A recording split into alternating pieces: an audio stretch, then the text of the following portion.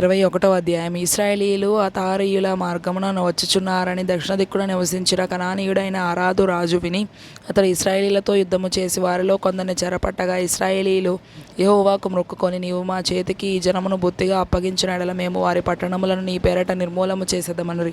యెహోవా ఇశ్రాయేలీయుల మాట ఆలకించి ఆ కానానీయులను అప్పగింపగా, ఇశ్రాయేలీయులు వారిని వారి పట్టణములను నిర్మూలము చేసిరి. అందువలన ఆ చోటికి హోర్మా అను పేరు పెట్టబడెను.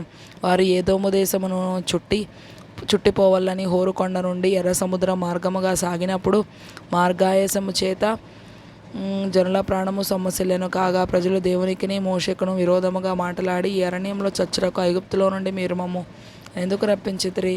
ఇక్కడ ఆహారం లేదు, నీళ్లు లేవు, చనిసారములు లేని ఈ అన్నము మాకు చవిసారములు లేని ఈ అన్నము మాకు అసహ్యమైనదనిరి.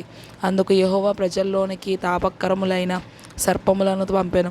అవి ప్రజలను కరువగా ఇశ్రాయేలీయులలో అనేకులు చనిపోయిరి. కాబట్టి ప్రజలు మోషే యొద్దకు వచ్చి, మేము యెహోవాకును నీకును విరోధముగా మాట్లాడి పాపము చేసితిమి. యెహోవా మా మధ్య నుండి ఈ సర్పములను తొలగించినట్లు ఆయనను వేడుకొనుమనిరి. మోషే ప్రజల కొరకు ప్రార్థన చేయగా, యెహోవా, నీవు తాపకరమైన సర్పము వంటి ప్రతిమను చేయించి స్తంభం మీద పెట్టుము. అప్పుడు కరవబడిన ప్రతివాడును దాని వైపు చూచి బ్రతుకునని మోషేకు సెలవిచ్చెను. కాబట్టి మోషే ఇత్తడి సర్పం ఒకటి చేయించి స్తంభము మీద దానిని పెట్టెను. అప్పుడు సర్పపు కాటు తినిన ప్రతివాడు ఆ ఇత్తడి సర్పమును నిదానం చూచినందున బ్రతికెను. తరువాత ఇశ్రాయేలీయులు సాగి ఓబోతులో దిగిరి. ఓబోతులో నుండి వారు సాగి సూర్యోదయ దిక్కున అనగా మోయాబు ఎదుట అరణ్యమందలి ఈయే అబారీము నొద్ద దిగిరి. అక్కడ నుండి వారు సాగి జెరదు లోయలో దిగిరి.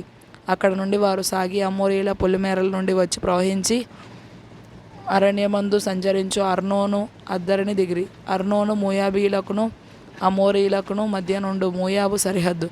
కాబట్టి యెహోవా సుడిగాలి చేతనైనట్టు వాహెబును అర్నోనులో పడు ఏరులను 6 దేశ నివాస స్థలమునకు తిరిగి మోయాబు ప్రాంతములకు సమీపముగా ప్రవహించు ఏరుల మడుగులను పట్టుకొనినను మాట యెహోవా యుద్ధముల గ్రంథములో వ్రాయబడి ఉన్నది. అక్కడ నుండి వారు బెయేరుకు వెళ్ళిరి. యెహోవా జనులను పోగు చేయుము, నేను వారికి నీళ్ళనిచ్చేదనని మోషేతో చెప్పిన బావి అది. అప్పుడు ఇశ్రాయేలీయులు ఈ పాట పాడిరి. బావి ఉబుకుము, దాని కీర్తించుడి. బావి ఏలికలు దాని త్రవ్విరి.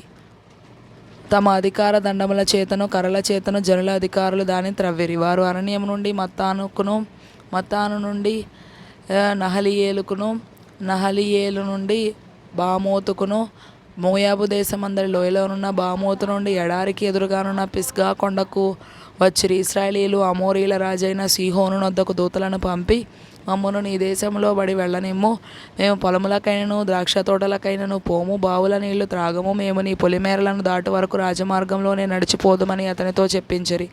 అయితే సీహోను ఇశ్రాయేలీయులను తన పొలిమేరలను దాటనీయలేదు. మరియు సీహోను తన సమస్త జనమును కూర్చుకొని ఇశ్రాయేలీయులను ఎదుర్కొనుటకు అరణ్యంలోనికి వెళ్ళి యాహజుకు వచ్చి ఇశ్రాయేలీయులతో యుద్ధము చేసెను. ఇశ్రాయేలీయులు వారిని కత్తివాత హతము చేసి వాని దేశమును అర్నోను మొదలుకొని యబ్బోకు వరకు అనగా అమ్మోనీయుల దేశము వరకు స్వాధీనపరచుకొనిరి. అమ్మోనీయుల పొలిమేర దుర్గమమైనది అయినను ఇశ్రాయేలీయులు ఆ పట్టణములన్నిటినీ పట్టుకొనిరి. ఇశ్రాయేలీయులు అమోరీల పట్టణములన్నిటిలోనూ హెష్బోనులోను దాని పల్లెలన్నిటిలోనూ దిగిరి. హెష్బోను అమోరీయుల రాజైన సీహోను పట్టణము. అతడు అంతము మునుపు మోయాబు రాజుతో యుద్ధము చేసి అర్నోను వరకు వాని దేశమంతయు పట్టుకొనెను. కాబట్టి సామెతలు పలుకు కవులు ఇట్లు చెప్పుదురు: హెష్బోనుకు రండి, సీహోను పట్టణమును కట్టవలనని దానిని స్థాపింపవలను. హెష్బోను నుండి అగ్ని బయలువెళ్ళెను, సీహోను పట్టణం నుండి జ్వాలలు బయలువెళ్ళెను. అది మోయాబునకు చేరిన 6 దేశమును కాల్చెను. అర్నోను యొక్క ఉన్నత స్థలముల ప్రభువులను కాల్చెను. మోయాబు, నీకు శ్రమ. కెమోషు జనులారా, మీరు నశించితిరి. తప్పించుకొనిన తన కుమారులను తన కుమార్తెలను అతడు అమోరీల రాజైన సీహోనుకు చెరగా ఇచ్చెను. వాటి మీద గురిపెట్టి కొట్టితిమి. దీబోను వరకు హెష్బోను నశించెను. నోఫహు వరకు దాన్ని పాడు చేసితిమి. అగ్ని వలన మేదెబా వరకు పాడు చేసితిమి.